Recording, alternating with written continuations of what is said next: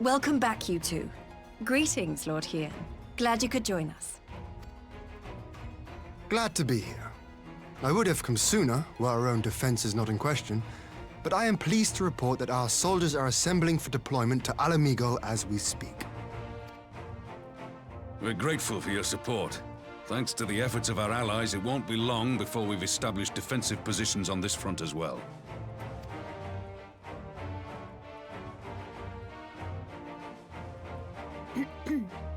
We have some good news too. Alphino has come back to us. As for the bad news,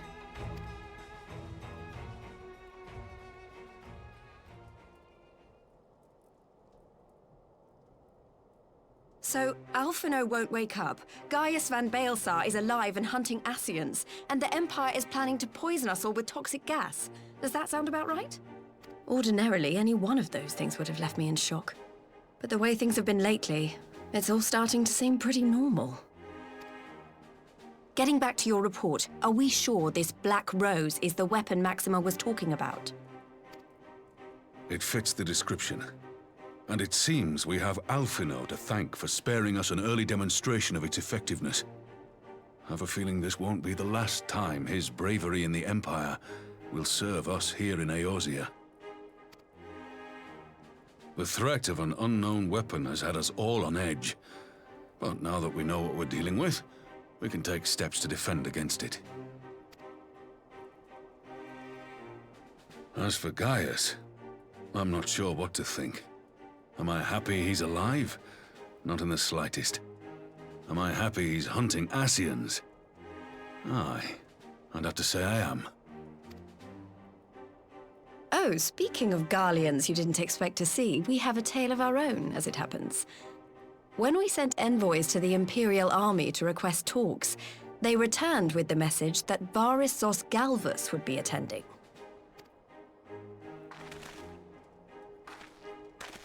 The Emperor himself. Well, Varys did sanction the Popularis peace mission. But knowing that an Ascian walks in his son's skin, I do not see how we can trust him or anyone from that nest of vipers. The Alliance would proceed with negotiations regardless, if only to give ourselves more time to prepare. We do, however, require your cooperation. Right. Yes. So, as a condition for the talks to go forward, the Empire has requested that a member of the Scions be present. There'll be a representative from each Alliance nation, of course, but I'm afraid we have to ask that you come along too.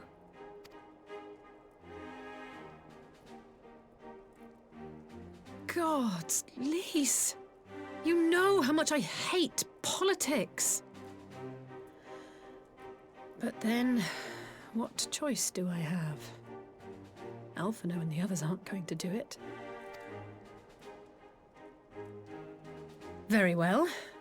I shall attend as the Scion's representative.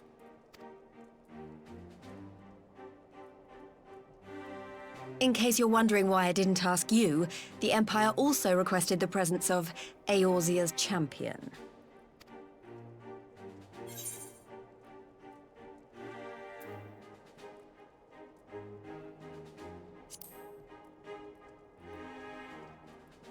Oh, you're not, are you?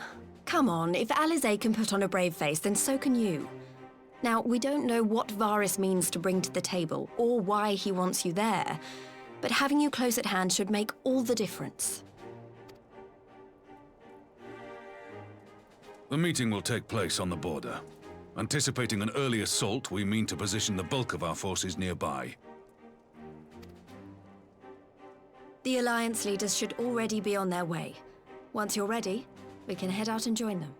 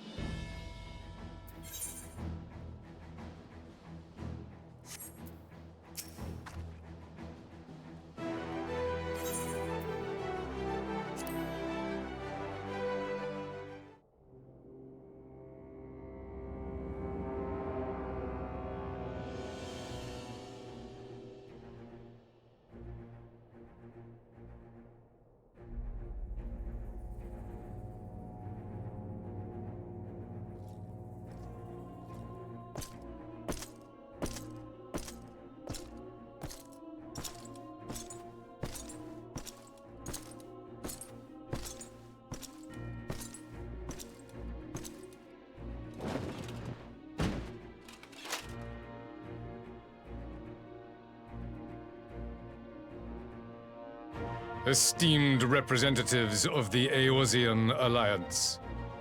On behalf of the Garlean Empire, I thank you for inviting me here today. As this parley was convened at your request, I invite you to speak first. Very well, Your Radiance. I, Nanimo Ulnamo, 17th in the line of Ul, should be pleased to oblige you. As recent events in Alamigo and Doma have made plain, the subjugation and exploitation of neighboring nations is not a sustainable policy. Should this day end in war, you may very well defeat us, but you will never extinguish the people's desire for freedom. Though it may not be in our lifetime, there will be another revolution, another war, and the cycle will continue. Doma has entered into a concord with the nations of Eorzea, a partnership wherein we recognize one another as equals. Garlemald could be afforded similar treatment. You need only set aside your ambitions and join us in paving a path towards peace.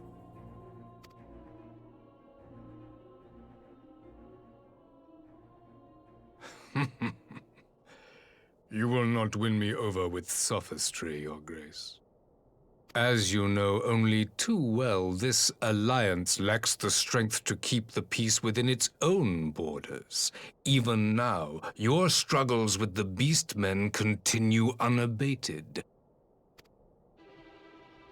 Divided, you sow this fertile soil with the seeds of your differences and reap naught but discord and chaos for your trouble.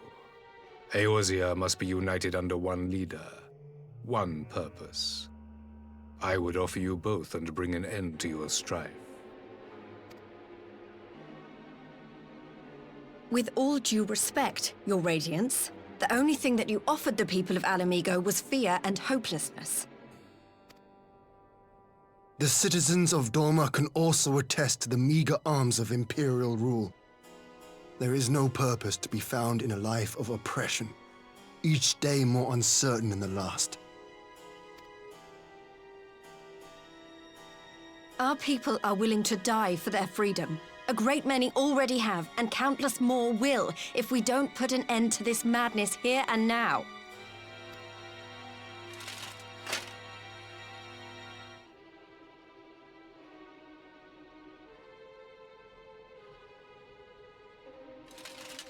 We brought order and stability to your lives. This madness and bloodshed is of your own making. You broke the peace, not Garlemald. Peace. Order. You kill our peoples, despoil our lands, take everything that is ours. And what? You expect us to lick the boot that grinds our faces into the dirt?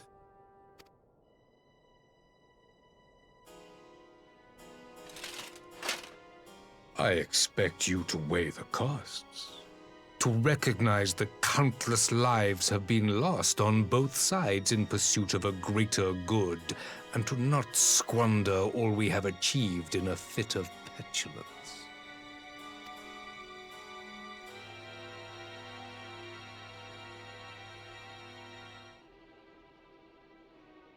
Your Radiance, I fear I can personally attest to the dangers of pursuing one's vision with such righteous fervor.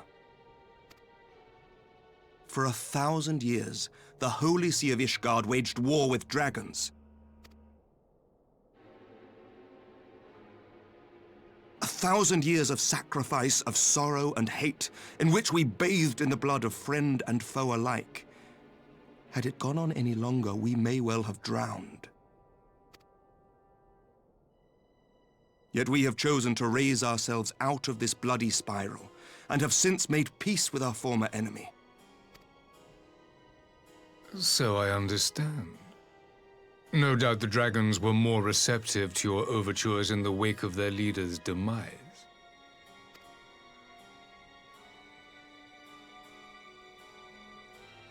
You speak of peace, yet use war to achieve it. Your father would not have bothered to obscure his intent with honeyed words. He understood that strength is all that matters in the end.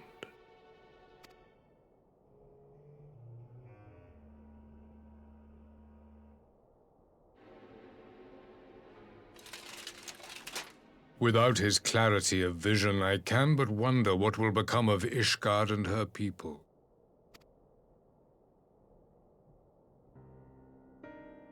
There was a time when Garlemald too lacked a leader of conviction. Weak and unable to wield magic, we were at the mercy of the strong from whom we sought refuge in the bitter cold of the north. Were it not for the discovery of ceruleum and the subsequent development of magitech, we might never have gained the power to take back that which was rightfully ours.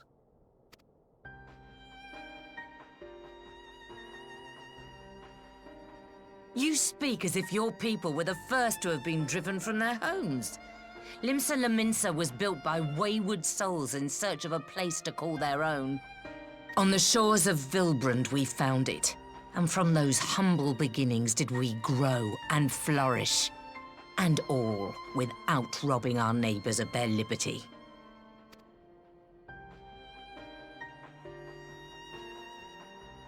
So saith the pirate. Am I to believe that you simply asked the kobolds to yield up their lands and that they were happy to oblige you? That you did not drive them out like rats in the hold of one of the many ships seized by your privateers?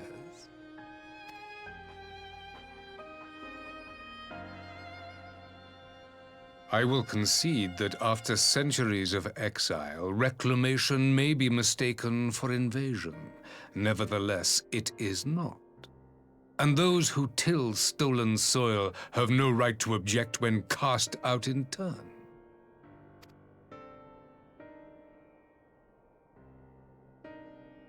Your uncompromising nature rivals that of the Ixal. They too lament circumstances which they themselves perpetuate. Were they but to embrace peace, we would welcome them with open arms. Indeed, some few have done just that, and now receive of the 12's Wood's bounty. Would that your people might learn from their example.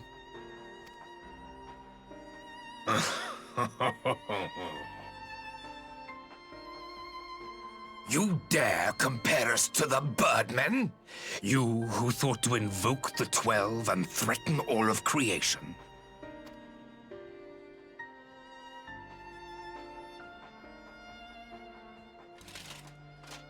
I came here in the hope of finding some speck of common ground, but I see now these discussions will accomplish nothing. Despite what you people may believe, I am not wont to choose the sword over the olive branch. 'Tis but a pity men are loath to accept one without first being shown the other.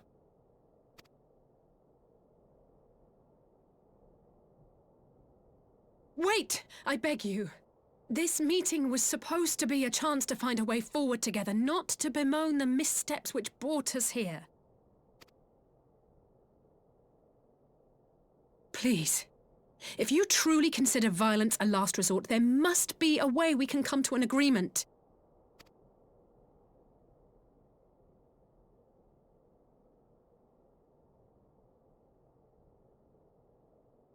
As Mistress Alisaie says, we did not come here to bicker over the past, but to discuss how we might strive towards a brighter future. Emperor Varys, may I suggest a short recess, that all present might compose themselves prior to beginning anew?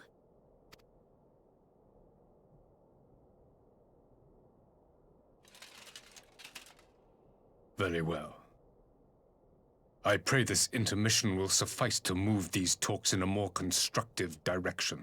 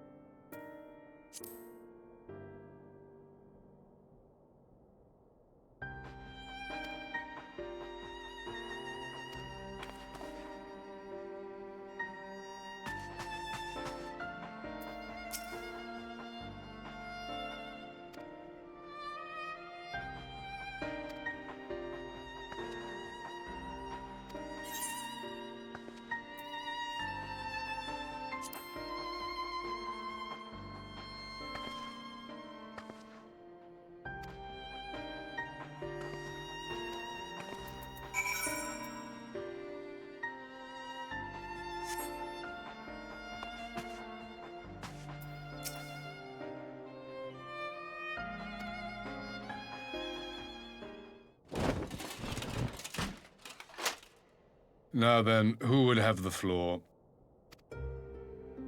Before we resume, I wish to offer you an apology.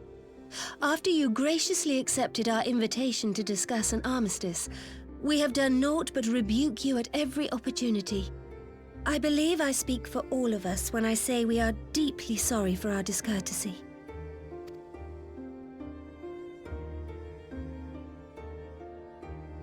I'll admit your familiarity with our affairs surprised me, and served to remind me how little I know of yours.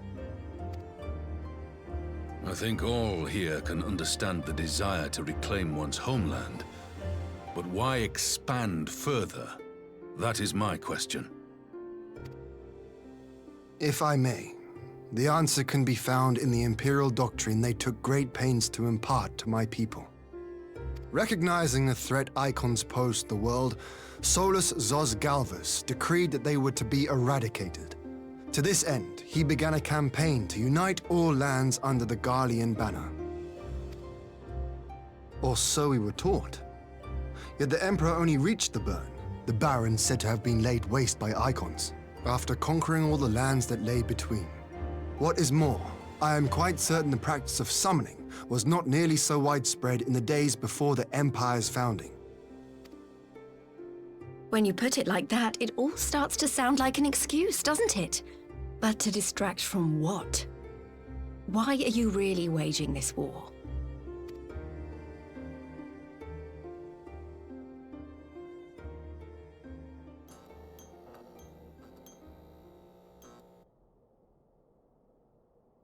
Finally, you ask the right question.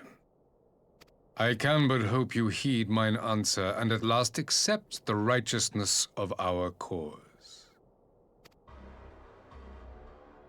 My goal is this: to return the world to the way it once was, the way it was always meant to be. In doing so, mankind will be made whole once more.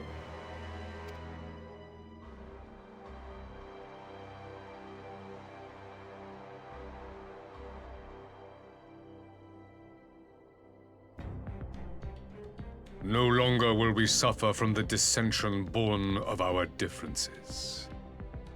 There will be but one race, a perfect race, as we were when time began. What in Rhalgr's name are you talking about? I am talking about the origins of this star, of the source and its 13 reflections. At the instant of the great sundering, 'twas not only the world that was shattered, but mankind itself. Thus were we divided into myriad races, each with its own unique imperfections. That is why man looks upon his neighbor and feels fear and hatred, why he wages war, why he kills his brother. You all in your own way have proven as much today. The peace you seek is but a fleeting solution to a fundamental problem. One which calls for more drastic measures. To bring about everlasting peace, our worlds must be rejoined. That is the goal the Empire would see realized. The glorious future unto which we shall one day shepherd mankind.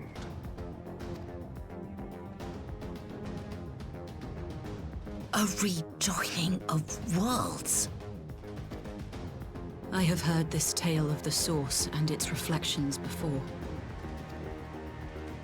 Are these not the self-same desires as the Ascians? Emperor Varys, do not trust in their words. They will lead you to your doom. My father thought to use them, but in the end he succumbed to their temptations. He embraced summoning like so many other pawns before him. Do not tell us you mean to do the same.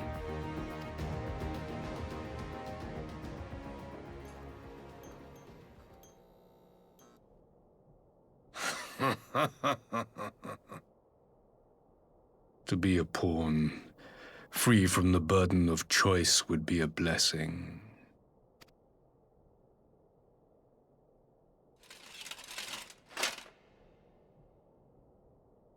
But I forswore that privilege the day I learned that the Garlean Empire was built by the hand of an Ascian.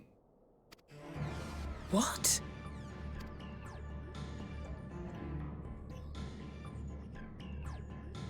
Yes. My grandsire, the former Emperor, is of their number. And who better to build an empire capable of bringing about the calamitous change we desire? Would you condemn me for this alliance? For bowing to the will of these shadowy masters, when the prize is true and lasting peace?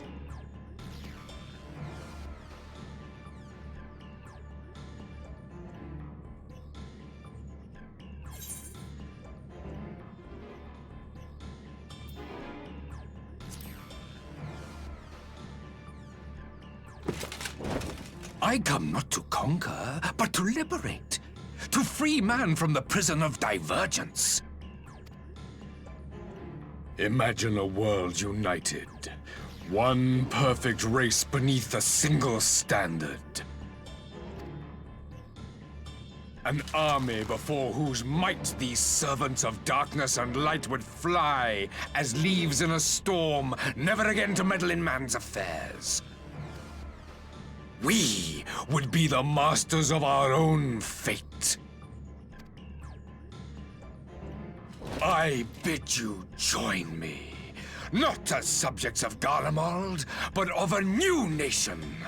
And together we shall win freedom for ourselves and generations yet unborn. You want to trigger another half-dozen calamities? You can't be serious!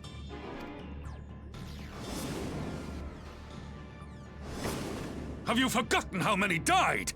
There will be no one left.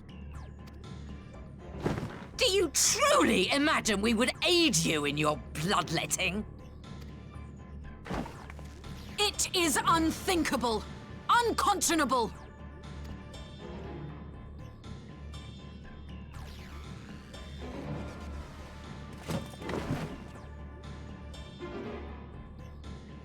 And what is the alternative? To be as cattle waiting for slaughter? I would have us work together that we might take fate into our own hands. Into your hands, perhaps. But what of the other worlds, your radiance? With every calamity, you obliterate a star and every soul that dwells on it. To the Ascians, we are all but tiny, momentary specks within an indifferent universe. We cannot hope to oppose them until we have been made whole once more.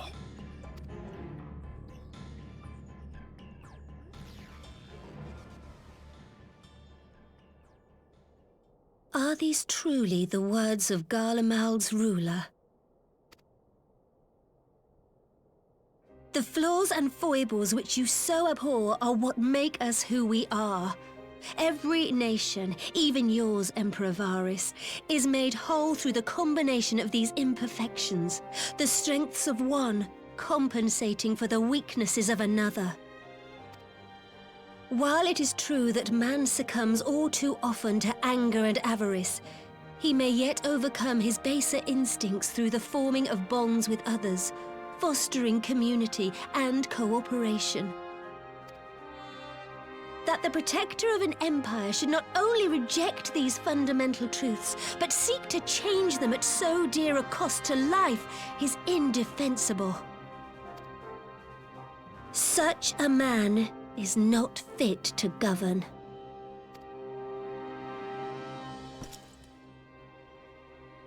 And you, warrior of light, would you refuse me as well?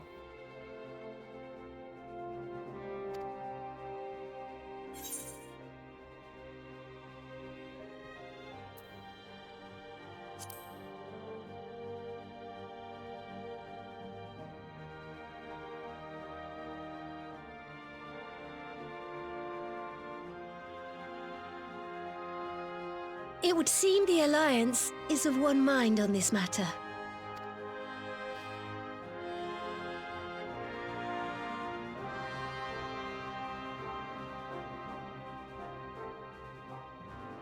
You Eorzeans never cease to disappoint me. Though I suppose I have only myself to blame for expecting more from savages. This discussion is at an end. I bid you make ready for our next meeting. It will not be at the negotiating table.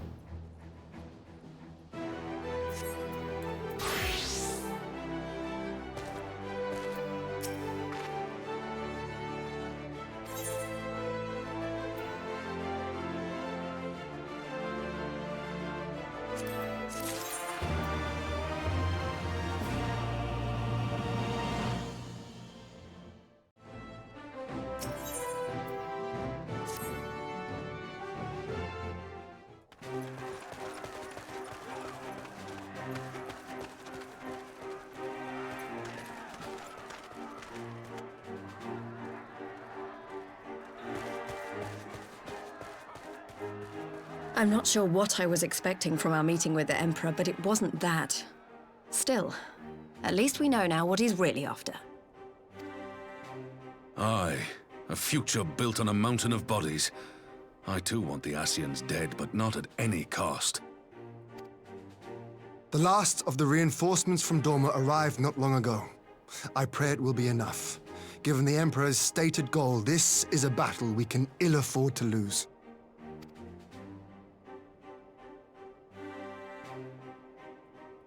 If the Garleans come in force, we may not have much say in the matter, even with our combined strength. We knew from the first that the odds would be against us. But if there is even the slightest chance of victory, we must do everything in our power to seize it.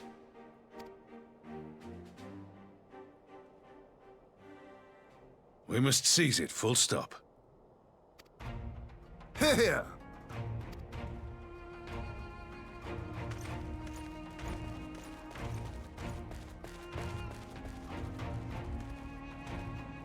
The two of you are to join an irregular unit and support the main host. I won't bother asking if you're minded to fight. After coming this far, how could I not? And for once, there's no one around to countermand me.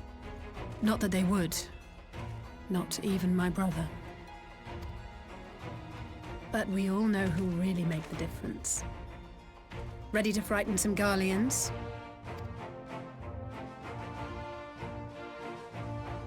I wouldn't want to be on their side. Might I ask you to accompany the Dorman contingent? They are strangers here, and your presence would do much to raise their spirits.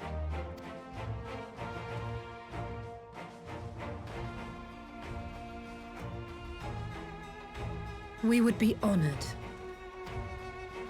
When our people stride out with you in their midst, I dare say the Eorzeans will feel an ilm taller themselves. High spirits have a way of spreading. What I wouldn't give to join you. But my duties as field commander will not allow it. I'll leave the front lines in your capable hands.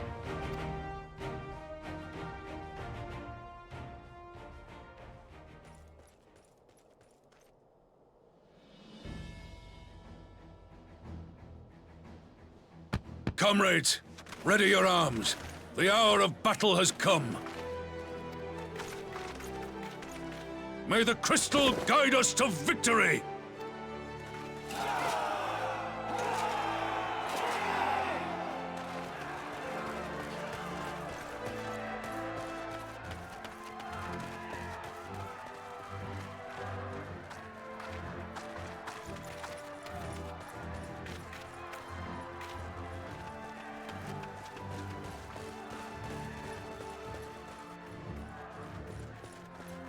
Since the others couldn't be here, we'll have to fight twice as hard. If Alphino wakes to find the Imperials have won, I shall never hear the end of it. It's strange. I thought I would be terrified when the fighting started. I should be terrified. But with you at our side, I can't help feeling everything is going to be all right. So please, don't you dare leave me alone.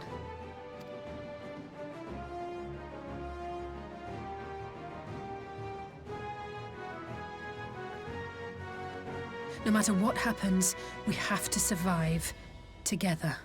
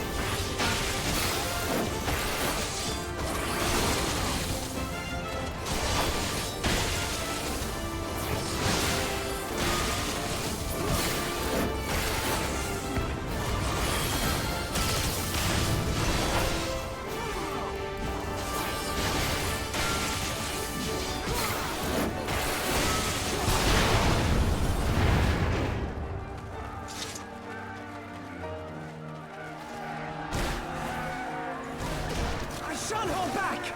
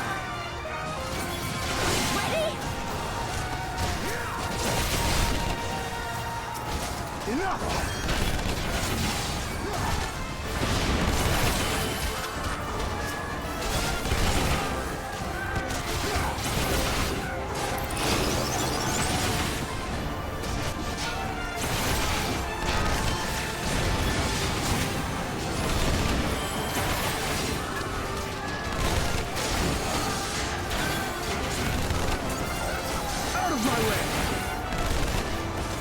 Use the full team now!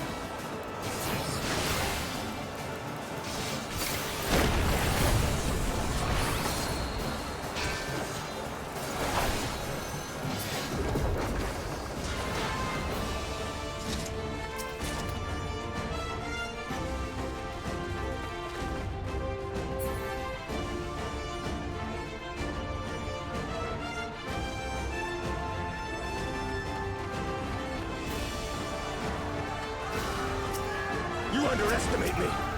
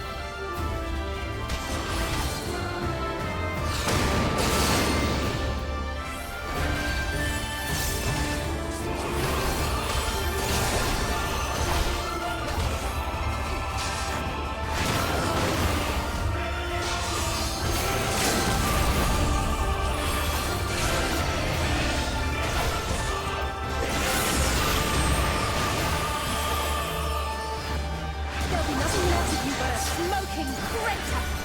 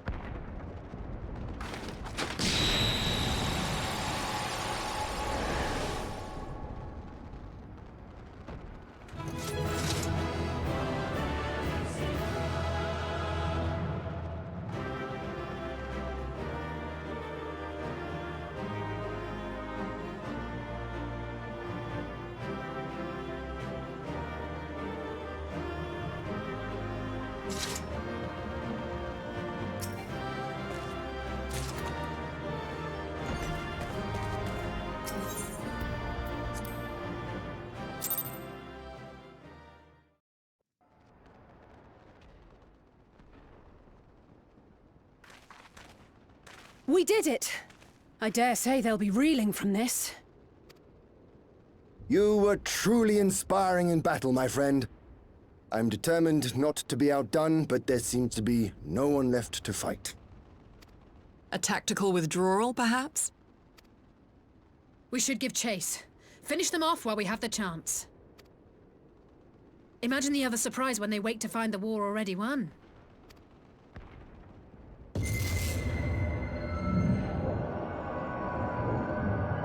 The light will expunge all life. Only you can forestall the calamity. Throw wide the gates. No! No! No! Not... like...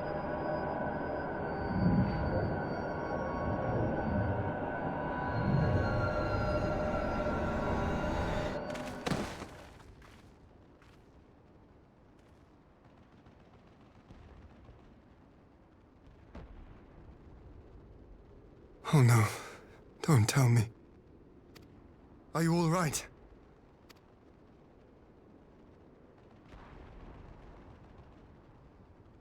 Quickly, we must get her back to the encampment.